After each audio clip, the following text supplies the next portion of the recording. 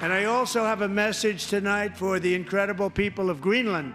Rais wa Marekani Donald Trump leo anatarajia kutoa hotuba kwa viongozi wa dunia huko Davos, Uswisi, baada ya kusisitiza tena vitisho vyake vya kuchukua udhibiti wa Greenland. Trump anatarajiwa kuzungumza katika jukwaa la uchumi duniani, ambapo jana rais wa Ufaransa Emmanuel Macron alionya kuhusu mabadiliko kuelekea dunia isiyo na sheria. Trump amesema kuna mikutano mingi iliyopangwa kuhusu Greenland. Haya yanajiri baada ya kuulizwa katika mkutano na waandishi wa habari Jumanne hii ni kwa kiwango gani yuko tayari kwenda ili kuipata Greenland, naye akajibu, mtajua. Kuwasili kwake Davos kunatarajiwa kuchelewa kutokana na hitilafu ndogo ya umeme kwenye ndege ya Air Force One.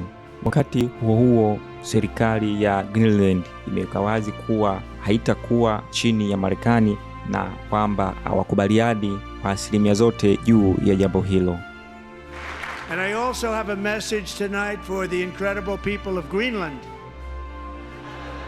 We strongly support your right to determine your own future. And if you choose, we welcome you into the United States of America.